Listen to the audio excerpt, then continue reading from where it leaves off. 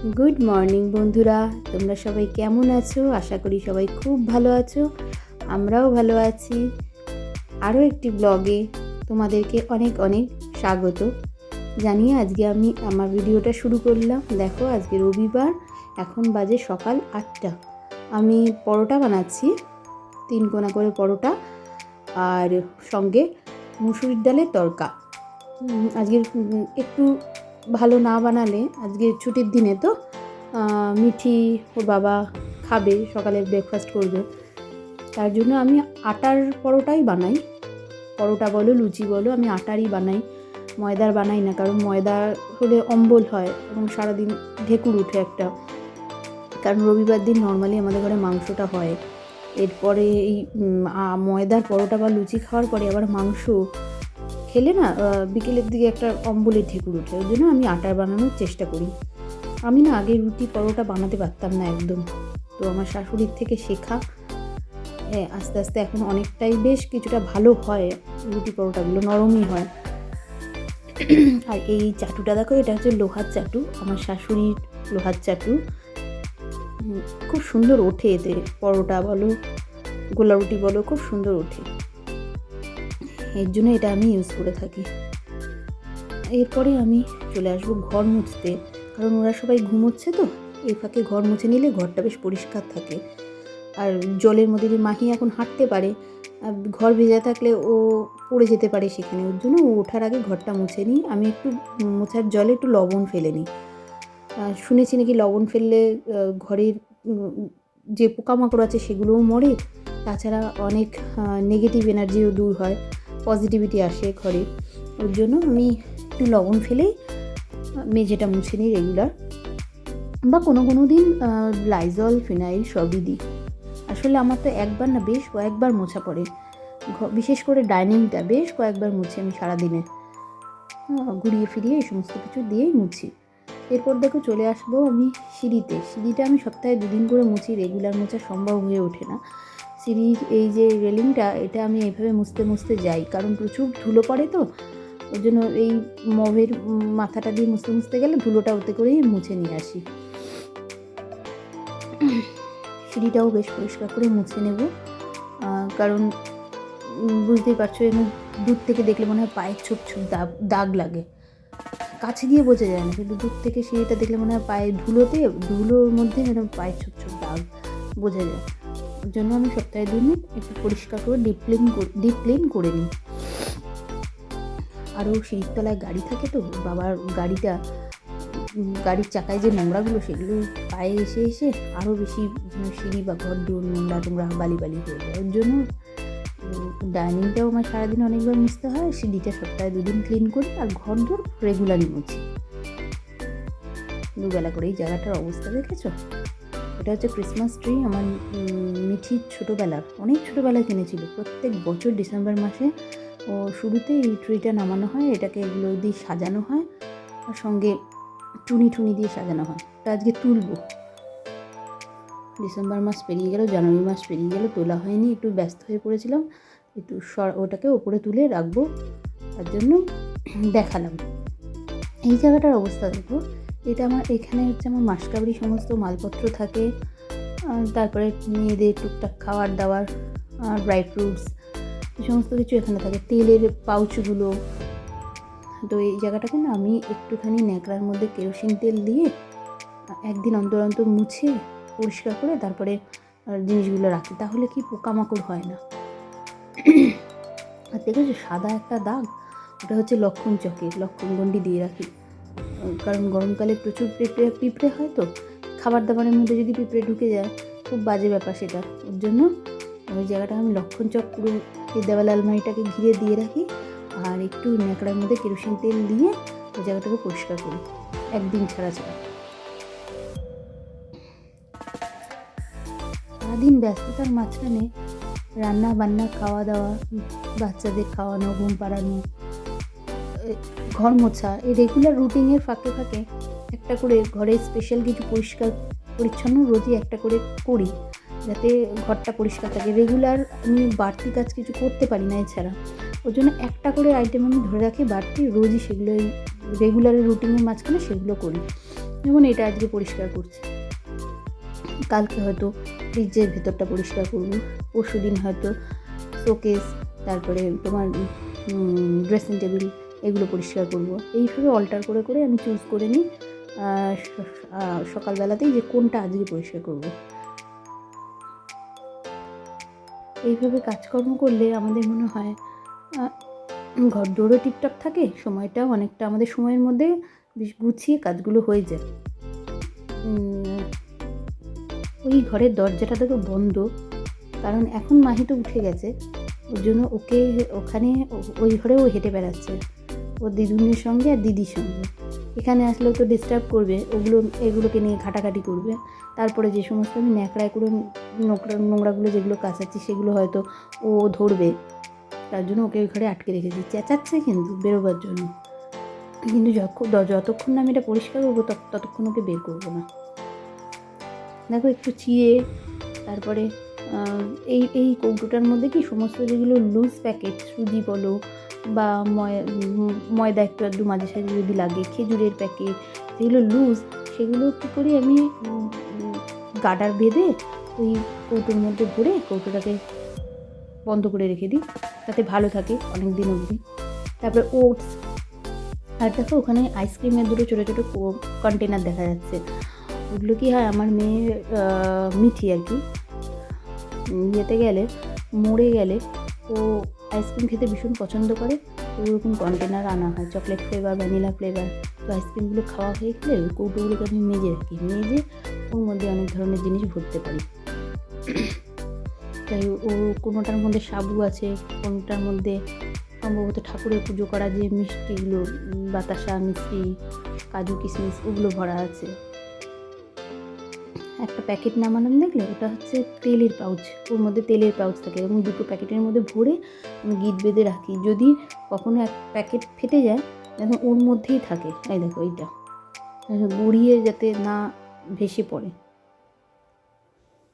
এই দেওয়াল আলমারিটা আমার শ্বশুরের ভীষণ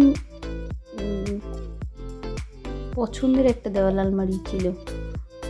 উনি ঘরে এরকম আরও দুটো দেওয়াল আলমারি বানানো করিয়েছে আর কি, লোক দেখে, ভালো কাঠে মজবুত। তার জন্য এতগুলো বছর আমার এই বাড়িতে দেখো এক ফোঁটা ঘুমেও ধরেনি, এক ফোঁটা কোনো পোকামাকড়েও ধরেনি, এবং কাঠগুলো বেশ এখনও অবধি কোনো পালিশ করা হয়নি, কিন্তু প্রায় 35 বছরের উপরে বাড়ি হয়ে গেছে, কিন্তু কোনো পালিশ ছাড়াই কাঠগুলো এখনও কত গ্লেজি ভাব। তারপরে আমি একটুখানি মাঝে মাঝে কী করে এগুলো কেরোসিন তেল দিয়ে মুছি, তার জন্য আরও বেশি চকচক করে। দেখো আমার কানে ম্যাক্সিমাম টাইমেই কানের দুল বা কপালের টিপ দেখতে পাওয়া যায় না, কারণ আমার মাহি কী করে টিপগুলোকে খুঁটে খুঁটে তুলে, টিপ পরলেই কপাল থেকে টিপ খুলে ফেলে। কানেরটাও তাই, কানের ধরে টানে, ওর জন্য আমি এগুলোকে কিচ্ছু পরে থাকতে পারি না, একদম এইভাবে থাকি সারাদিন বাড়িতে। দেখতে হয়তো খুবই বিশ্রী লাগে, কারণ একটা বিবাহিত মহিলার কানে বা কপালে একটা টিপ না থাকলে খুবই বাজে লাগে দেখতে, কিন্তু কিছু করার থাকে না, ও যতদিন না বড় হচ্ছে আমাকে এইরকমই থাকতে হবে।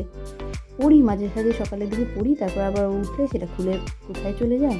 দেখো এই কাঠের আলমারিটাকে আমি ওই কেরোসিন তেলের ওটা দিয়ে আর একটু তেল দিয়ে ভালো করে মুছে নিই, যাতে চকচকে থাকে। এইবার চলে আসলাম ক্রিসমাস ট্রিটাকে তুলতে। ক্রিসমাস তো কবে চলে গেছে, একটা মাস থাকে আমার এই ইয়ের ওপরে, ওয়াশিং মেশিনটার ওপরে, তারপরে আমি জানুয়ারি মাসের শেষের দিকে তুলে ফেলি, কিন্তু এবার আর তোলা হয়নি। দেখো একটা একটা করে এই যে ক্রিসমাস ট্রির মধ্যে যে ঘন্টা বা বল, স্টার, তারপরে তোমার স্যান্টা ক্লজ, ছোটো ছোটো আরও কতগুলো ছিল, কোথায় হারিয়ে গেছে কি জানে, কোথায় পড়ে গেছে, তাও কটা বেঁচে আছে, সেগুলোকেই যত্ন করে রেখে দিই।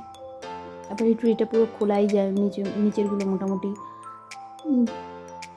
আমি প্রত্যেকবারই এটাকে পরিষ্কার পরিচ্ছন্ন করি, ওপর থেকে বাঁক থেকে নামিয়ে পরিষ্কার পরিচ্ছন্ন করে এটাকে পাতি, টুনি লাইট লাগিয়ে দিই, পুরো মাসটা থাকে। তারপর আবার যখন খুলি সেগুলোকে পরিষ্কার পরিচ্ছন্ন করে খুলি। দেখো তুলো, এগুলো দেখেছো, এগুলো হচ্ছে স্নো বানায় আমার মেয়ে, এগুলোকে গাছের মধ্যে লাগিয়ে লাগিয়ে স্নো বানায়।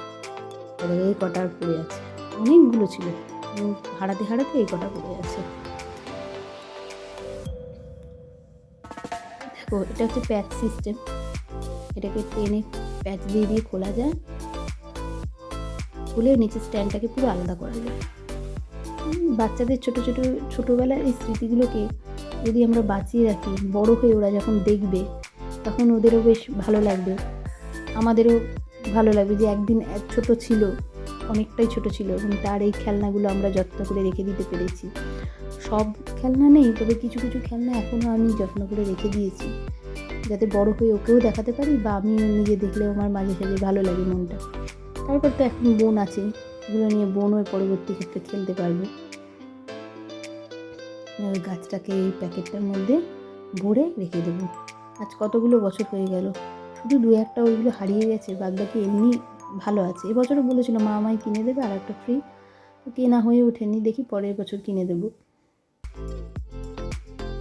আমরা কিন্তু যখন ছোট ছিলাম এই সমস্ত খেলনা কখনোই পাইনি, যে তখন জানতামই না সেভাবে ক্রিসমাস ট্রি কিনতে হয়, সাজাতে হয়। কিন্তু এখনকার বাচ্চারা এগুলো নিয়ে খেলে এবং তারা ভীষণ শৌখিন, তারা এগুলো কিন্তু যত্ন করেই খেলে, দিনের পর দিন এগুলো ব্যবহার করে।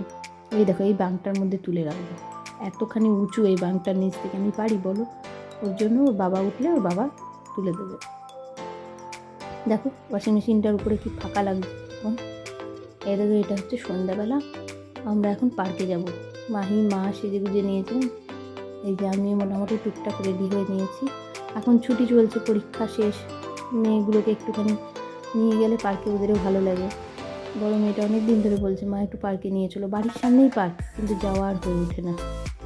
এই যে বলে ধারে কি গরু ঘাস খায় না, এরকম কিছু একটা প্রবাদ আছে সামথিং, তো আমাদের অবস্থা হয়েছে তাই। কাছেই পার্ক, তো এই পার্কে কিন্তু অনেক দূর থেকে লোক আসে, অনেক দূর থেকে ঘুরতে আসে, আমাদের আর যাওয়া হয়ে ওঠে না। আসলে আমি তো সময়ই পাই না, একদম সারাদিন সময়ই পাই না, তবু বাচ্চাদের একটু নিয়ে গেলে ওদের মনটা ভালো লাগে। আর এরপরে তো শুরু হয়ে যাবে পড়াশোনা, সারাদিন পড়াশোনা, পড়তে যাওয়া আসা, স্কুল যাওয়া আসা, এই নিয়েই চলবে। ওই জন্য আজকে একটু নিয়ে এসেছি ঘুরতে। দেখো কি সুন্দর পার্কটা, সন্ধ্যেবেলা এত সুন্দর হাওয়া দেয়, মিষ্টি একটা হাওয়া দেয়, গান বাজে, সবাই বসে থাকে, অনেকে এখানে হাঁটে সন্ধ্যাবেলা, বয়স্করা আসলে বেশ মন ভালো লাগে। বাড়ির থেকে আসা হয় না, কিন্তু একটু সময় বার করে আসলে না মনটা খুব ভালো লাগে। এই দেখো আমার ছুটি, মাথায় একটা টুপি পরিয়ে দিয়েছি, ঠান্ডা একটা হাওয়া দিচ্ছে বলে ভালো লাগছে হাওয়াটা, কিন্তু ছোটো মানুষ তো এমনি ঠান্ডা লেগে আছে, আবার যদি ঠান্ডা লেগে যায়, ওর জন্য টুপিটা পরিয়ে দিয়েছি। টুপিটাও কিন্তু ওর দিদি, মানে ওর বড় দিদি, আমার ভাগ্নি, সেটা ও মিঠি ব্যবহার করেছে, এখন মাহি ব্যবহার করছে। এই দেখো মিঠি দোলনায় চাপছে, কত বাচ্চা কাচ্চা দেখো পার্কের মধ্যে। মোটামুটি এই টাইমটায় সবাই পড়াশোনার থেকে একটু রিলিফ থাকে, প্রেশারটা কমই থাকে। ওয়েস্ট বেঙ্গল বোর্ড হোক, সিবিএসসি হোক বা আইসিএসসি হোক, অনেক স্কুলে যেমন সিবিএসসি আইসিএসসি অনেক স্কুলের পরীক্ষা এখন শেষ হয়ে গেছে, আবার কিছু কিছু স্কুলে চলছেও, তবুও যাদের শেষ হয়ে গেছে তারা তো ফ্রি। এখন মাহিকেও একটু নিয়ে নিয়েছে দোলনায়, সেই কী আনন্দ করে, কী আনন্দ যে পাচ্ছে দিদির কোলে দোলনায় দোল খেতে। আর ও না খুব বাচ্চা কাচ্চা পছন্দ করে, পার্কে দৌড়াদৌড়ি করছে, বাচ্চাগুলোকে দেখে কী আনন্দ, হাততালি দিচ্ছে, কী আনন্দ পাচ্ছে যে মিশুকেও আর কি। দেখো আনন্দে লাফাচ্ছে, বুঝেছো? বাচ্চারা দৌড়াদৌড়ি করছে, ওগুলো দেখে ও দৌড়াবে, কিন্তু ওকে ছাড়তে পারছি না নিচে, পড়ে গেলে একবার লাগবে এখানে। দেখো মোমো লাভার, দেখেছো? কিছু মোমো লাভার, যেখানে বেরোক না মোমো খাওয়াতে হবে, এত মোমো খেতে ভালোবাসে। পার্কের মোমোটা খুব একটা ভালো করে না, কিন্তু ওকে বারণ করা সত্ত্বেও ও খাবে। আর নর্মালি বাড়িতে ঝাল খেতে পারে না, কিন্তু বাইরে এসে মোমো, সে হাজার ঝাল হোক, শিশাবে আর খাবে। দেখো মাহিও নেমে পড়েছে কোল থেকে। আমি আসলে আমাদের জন্য পাপড়ি চাট আর আইসক্রিম অর্ডার করেছিলাম, সেই পাপড়ি চাটটা আমরা নিচ্ছিলাম, ওর জন্য মার হাতে ধরানো আছে মাহি। দেখো এইবার পার্কের মধ্যে ও একটু হাঁটবে বলে ওকে নামানো হয়েছে। প্লেন জায়গা, এই জায়গাটা পরিষ্কার পরিচ্ছন্ন প্লেন আছে বলে এখানে ওকে নামিয়ে দিয়েছি, হেঁটে বেড়াচ্ছে গুটি পায়ে। ওর জুতোটা না, একটা জুতো হারিয়ে গেছে, ওর জন্য ওকে ওই জুতোটা পরাতে পারি না, মোজাই পরাই। ওই জুতো যতক্ষণ না কেনা হবে এই মোজাটা পরিয়েই ওকে হাঁটানো হয়। আর দেখো আইসক্রিম নিচ্ছি, এই মোমো লাভার প্লাস আইসক্রিম লাভার। আজকের মতো এবার তাহলে বাড়ি যাই, আজকের মতন এখানেই শেষ করি, ঠিক আছে?